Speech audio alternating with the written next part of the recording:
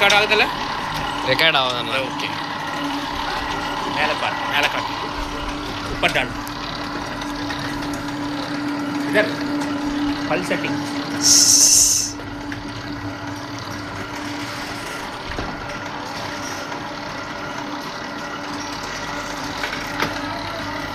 okay बस